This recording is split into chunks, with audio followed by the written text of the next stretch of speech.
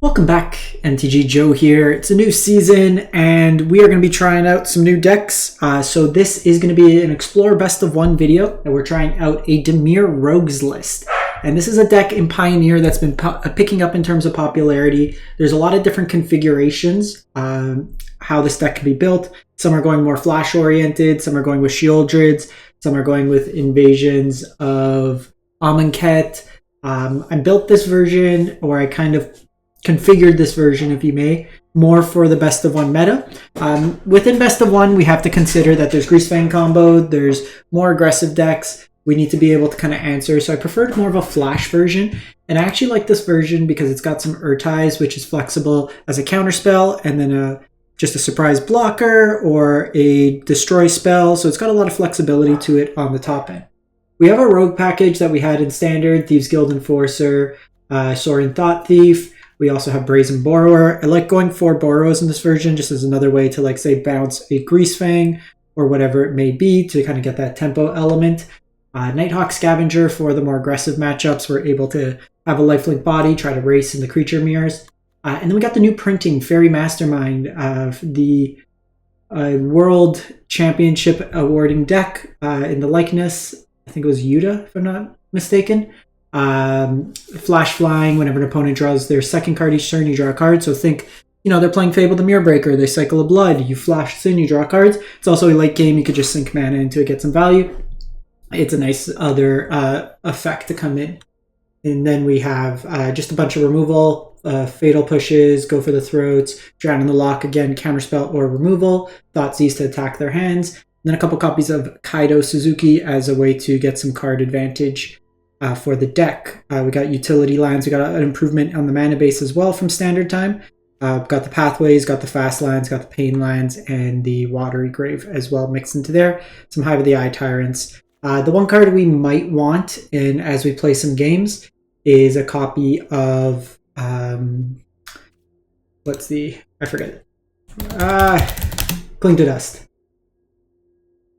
Cling to Dust is something that we may want, Arena Client. Just to deal with like graveyard decks, but I want to see, because like with Greasefang, if you're able to at least answer their board, you're usually okay.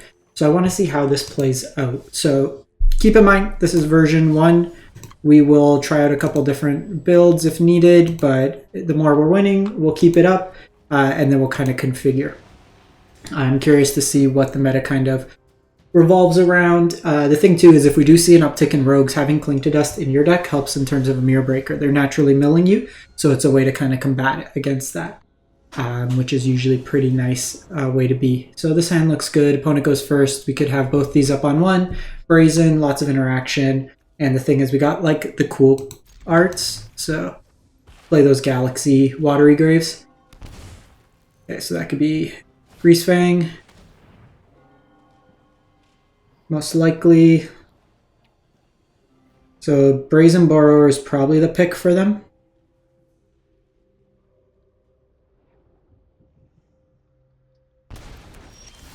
Okay, so they go Thought-Thief there. So I think given that, we just go Hive here. Take my turn 1 play, which is interesting. So they go Salvage, they hit the Raffine, they hit the Esca's Chariot.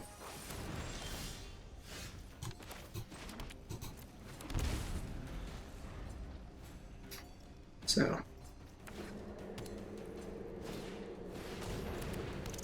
I think here I let them bring it into play. Maybe that was wrong, because now I got to deal with these. I could have bounced that.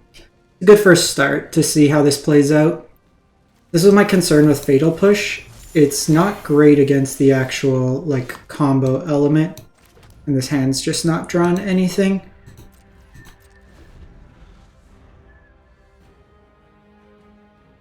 Urtise looking pretty slow.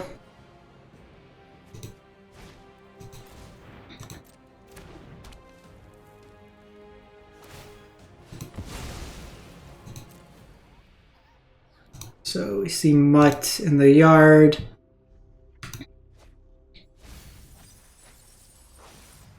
They do get a land here.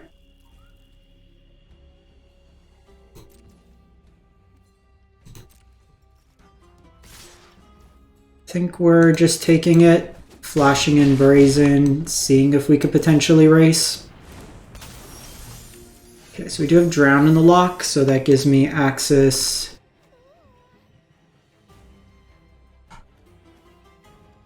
I do have that. This is going to screw up the race a bit. The problem is, like, they cast this. They get the value. Yeah, we're just dead. So, a little bit awkward. So this is a game where Urtai just didn't feel great. And this is why we want to play these games, to kind of see. I don't really care necessarily about the win-loss record. What we want to see is, does this deck actually have the tools needed? Because if we're not playing Urtai there, we're probably just playing more interaction. I was thinking something like Fading Hope could work, but interesting with that line. I was probably wrong. I should have bounced the Greasefang. It would have bought me a turn. Let's see how this hand goes when we're on the play.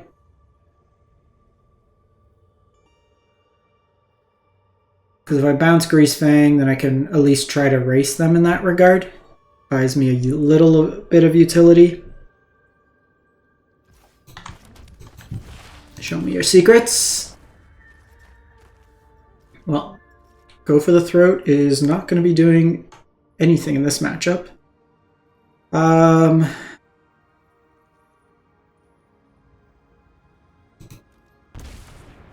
Let's do that. They play Ginger Brute. This is Ward 2. Like, this isn't even a real deck, and then we draw 2 of these.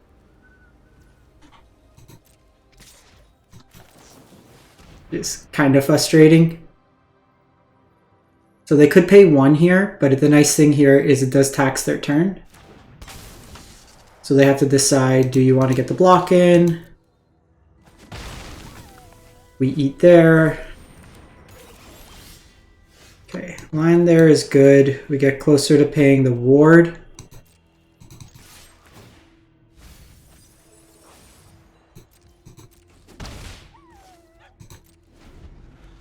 We might just have to flash in here. We'll see. The ward's a bit annoying there.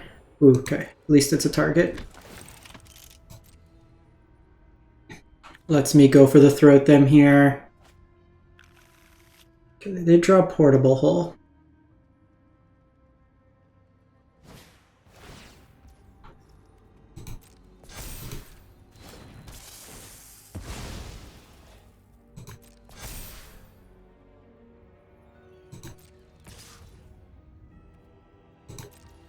I think we go aggro here, especially since they're missing line drops.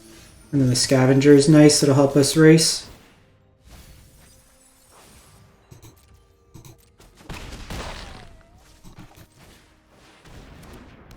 So here, like, they Portable Hole me, or they give like a boost. I need to hit a line drop to get these going.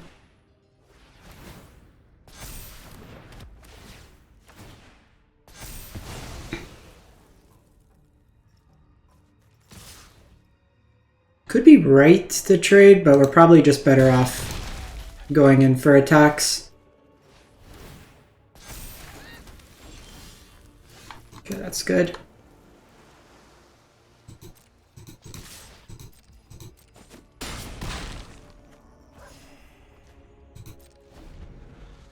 So here we have a couple options. Like, they're dead in the air, so they need to answer my board. So even in this matchup where these are basically dead cards.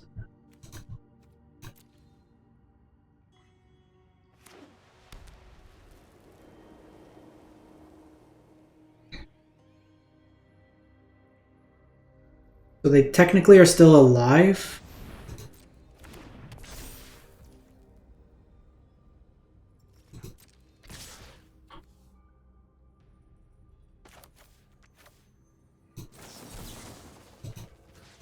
So we'll do this, kill that, should be GG. The Scavengers felt good here. Okay. So, even though we had Go for the Throats, Heartless Act wouldn't have done anything different there, so they would have got the counters from it, so that's worth pointing out because that would be the other card I play in the matchup. I do think maybe like Urtai's not where we want to be.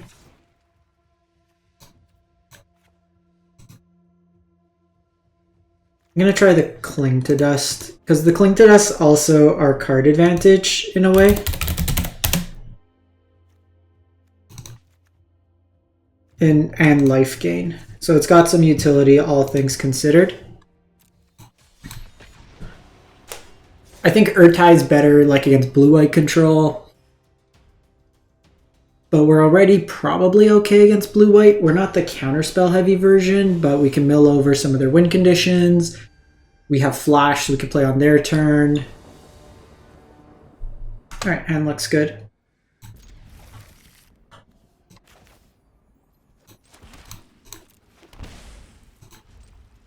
Flash into start, or just shock. Gives me the option to keep that. It's probably going to be black. Okay, so soldiers or humans.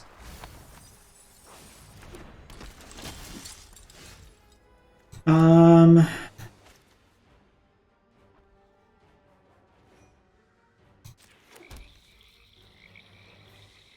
think we just passed the turn here.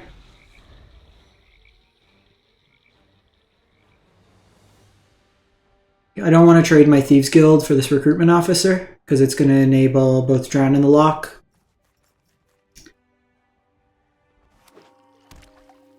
Okay, so they're bant. So see Thalia come down. No aggression, my friend.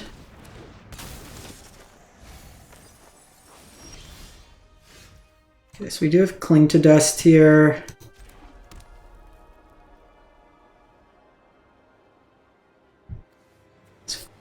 So I can Thoughtseize their hand. I can just take the Thalia off, or I can go Nighthawk Scavenger. The Scavenger... I actually like the Scavenger line. Because if I draw a land, then I can do both.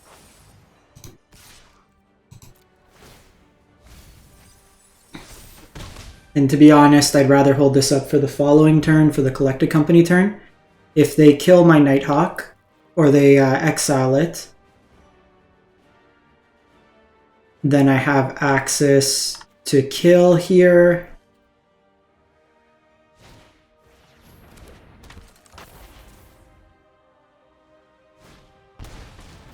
I go Pack Leader.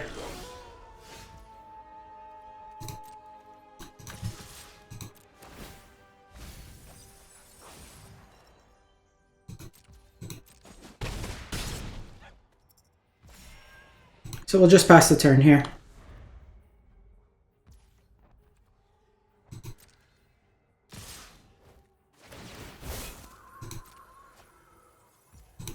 I think we eat this.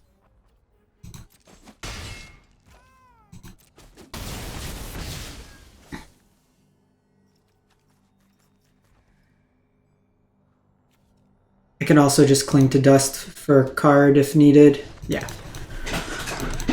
Got him! So the Greasefang match felt kind of awkward, but our hand was also kind of weird for that matchup. Like if we had a cheaper point of interaction. Fatal Push. So like of note, we don't have many ways to enable it. The Revolt, which is something to consider. Okay, so we'll go Darkslick on one. This is nice because it gives us the Thieves Guild line or the Fatal Push. We probably go Thieves Guild unless they go Llanowar on one. Do I care? Probably.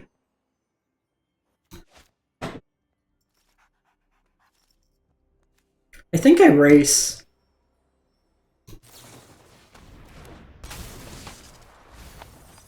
Okay, so it's the Karn version.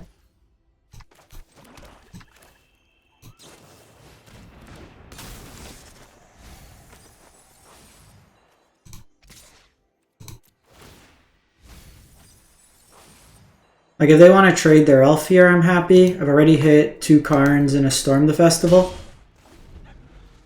If they go Kiora, then I have this for value. They're at 6 cards in the yard. We might pick off next turn just to take this off.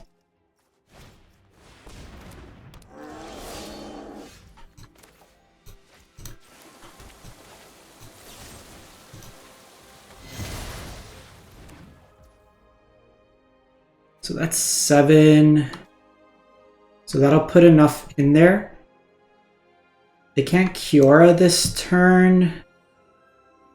Like even with Nykthos, I think we're fine. So I think we go the second Thought-Thief here.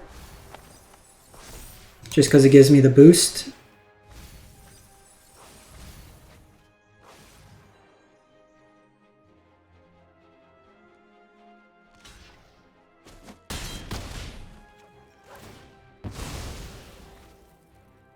So it's 4 mana that they could have next turn.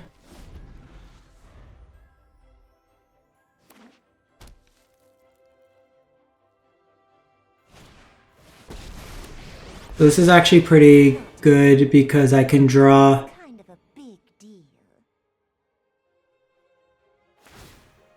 I love to make a splash. Okay, interesting.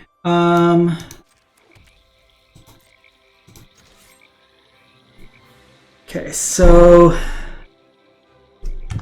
think we're just going face here. What can they do to really hurt me? No, it's probably not.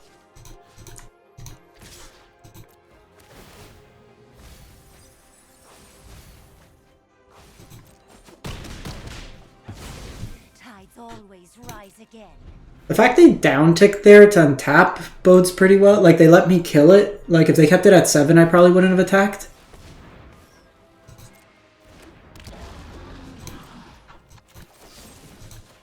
Lucranos having reach is certainly something worth being mindful of.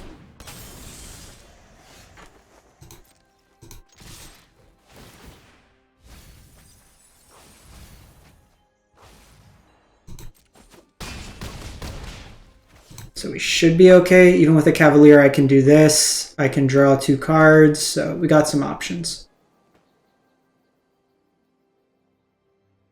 We did just enough this game to kind of interact with them. Yeah, Vorinclex. Good card. I think this fits well in these mono green shells, and like Pelucranos also can stop some early aggression. Got him. Got him.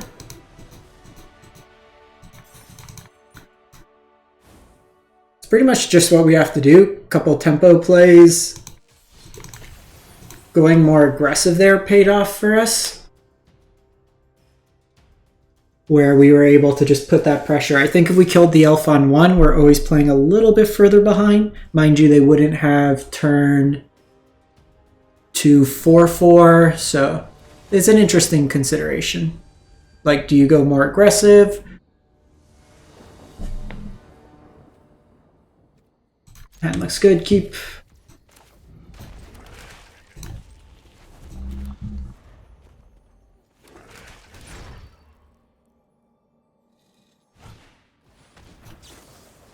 So I'm going to do this. The Rakdos matchup will be interesting. They're going to have all the removal in the world.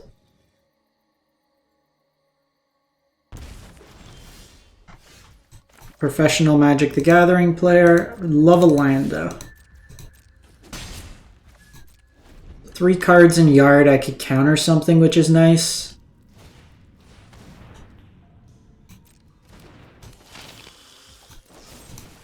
The concern is if they do have Kroxa in their list.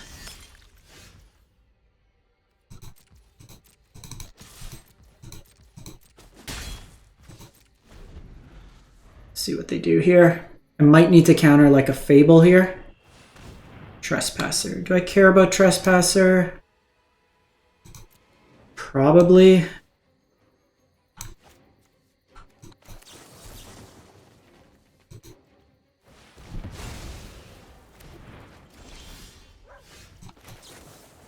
really needed a land drop.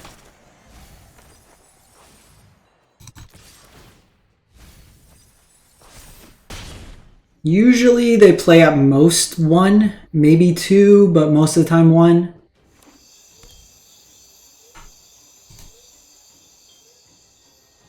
Like, even if they go Shieldred here, I just bounce it, so I'm not really concerned.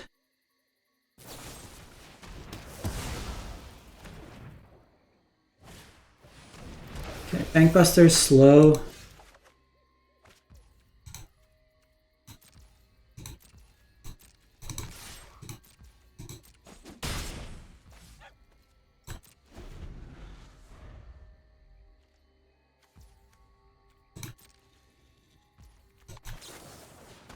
Do this.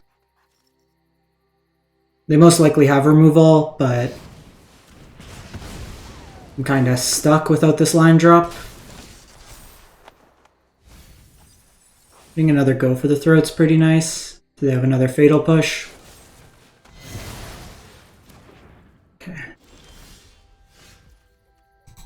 Apparently our deck doesn't want to give us a land this game, so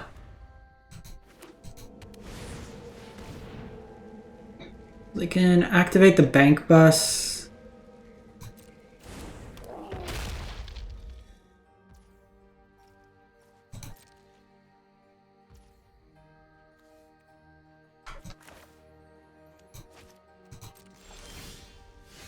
Oh, God.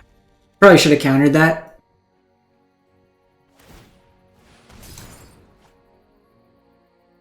Puts me under a clock.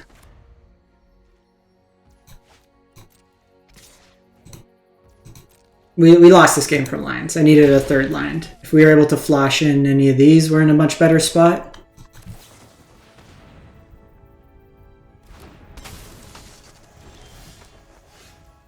Okay, that is something.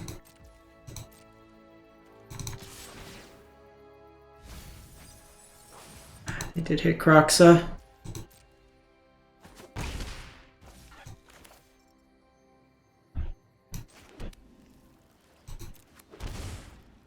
So, could counter it, which has some utility. I could just bring this out, forcing him to have removal, but it's probably the worst line.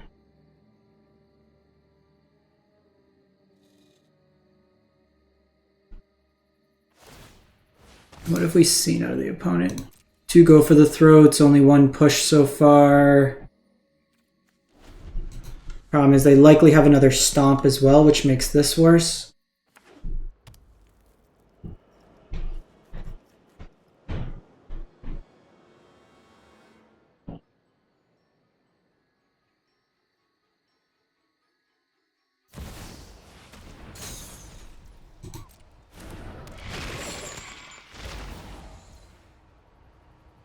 I'm really annoyed with this one. I think we are in good standings if we hit a land drop earlier. The fact we didn't ends up biting us.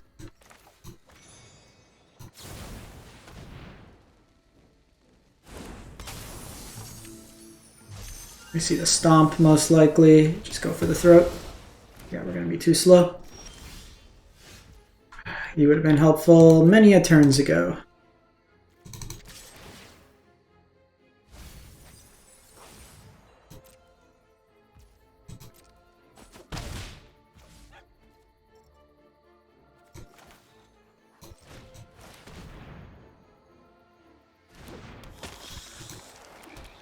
Like even playing the Nighthawk earlier. The problem is they have a card draw from that. They have a card draw from that. Okay, so they opt to crew. Wow. They're mainboarding Extinction Event for lethal.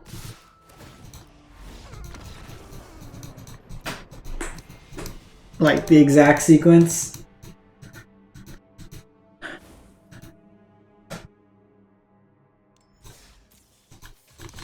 That game goes different if we hit a land. It was probably right to counter. We ended up dying with the counter spell in hand. like countering Bone Crusher Giant ends up saving us from that game, I think.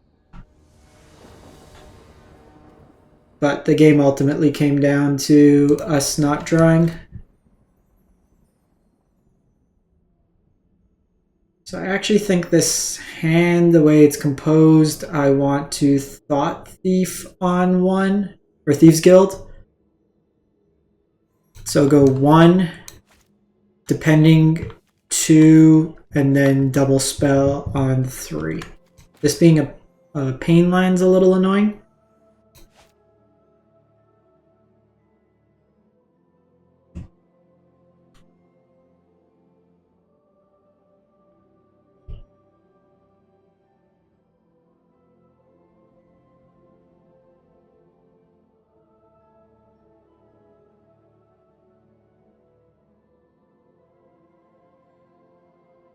Opponent, where'd you go? Where'd you go? We've yet to see Kaido. And that's like a big card advantage engine for the deck.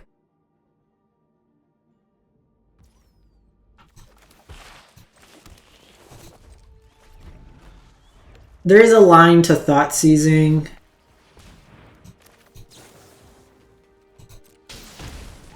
Show me your secrets. Green, white? Interesting. I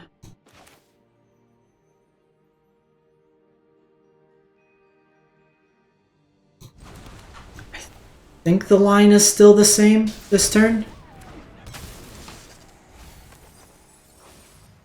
Oh, this is humans. Or angels.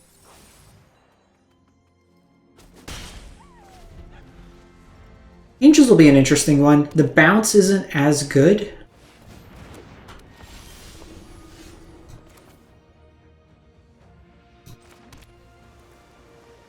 Oh, I messed that up. I needed to play the swamp.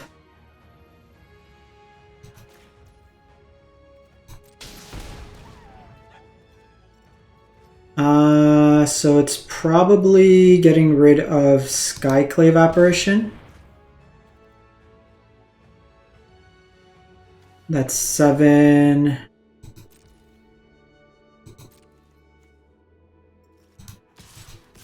I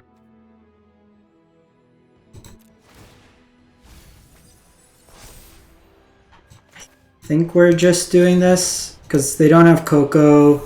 This lets me get some points of damage in. And then I can just deal with this Righteous. That's kind of their engine card. It's going to be a little iffy. I need another effect here. Okay, so they did hit the land, which is pretty big for them.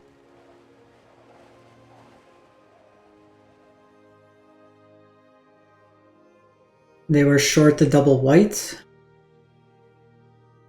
Might have been right to get rid of the Resplendent Angel, but I didn't have much action going on.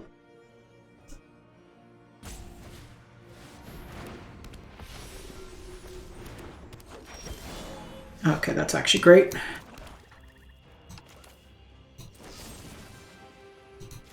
We're gonna get rid of you. You can go away. That takes him off Devotion.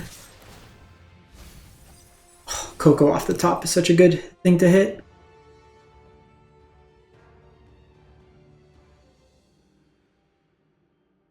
Card advantage does seem to be the issue with this deck. And like Cling to Dust is a way to get some card draw, but we might want to try because these are human, fairy. So there's like one with whatever, the 1 mana draw.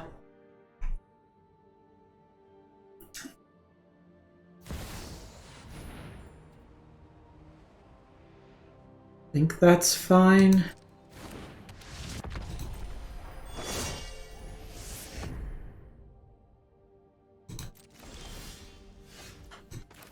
Just very efficient at this game.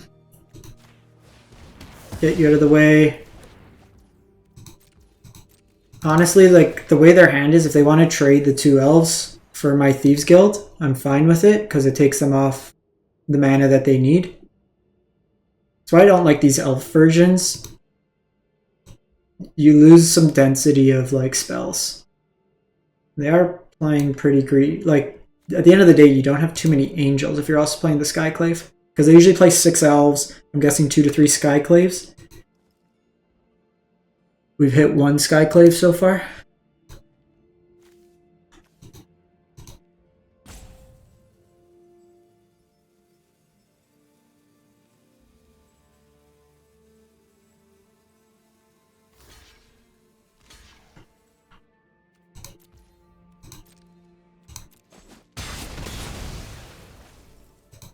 It's fine.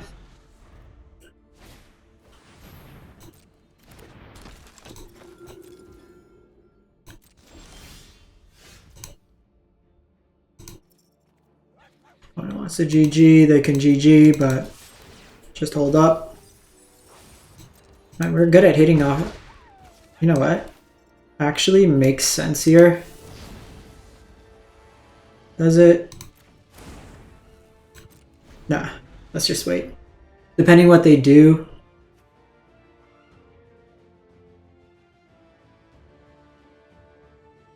Because I could just counter whatever they play.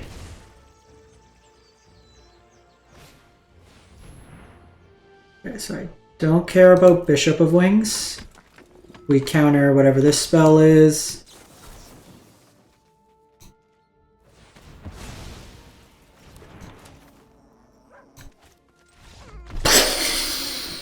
Alrighty. Not a bad showing. I think the thing that we need with this deck is how do we get card advantage. And that's going to be like the biggest factor. Like the Cling to Dust weren't really doing it. Kaido theoretically is that, but it does require us to play at sorcery speed. I'm a bit concerned with something like this is more for grindy. I think, what is it, Into the Story? That might be better suited as a 2 of in place of Kaido. Like once Kaido gets rolling, it's very powerful.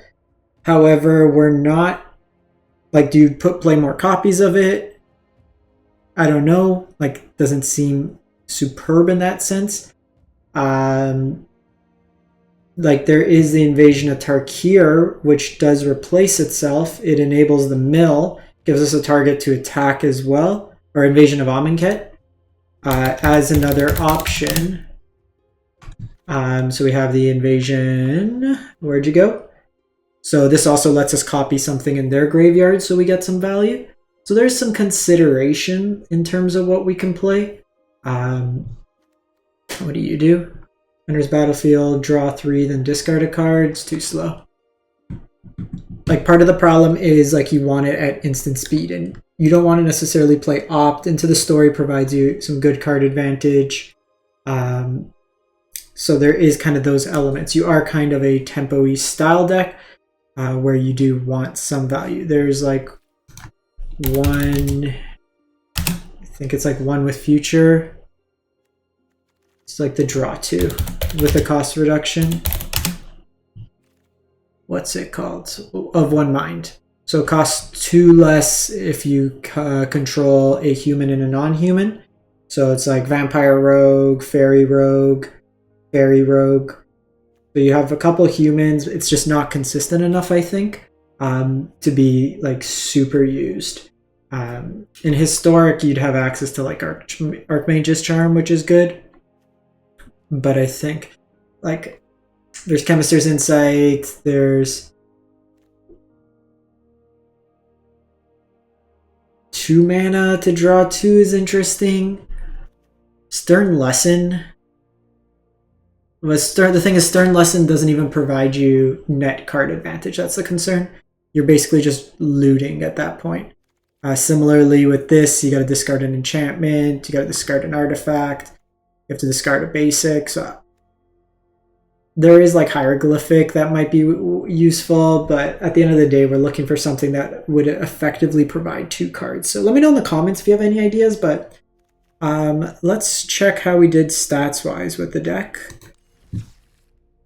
I think we went 4-2 or 5-2. Let's pull up the stats.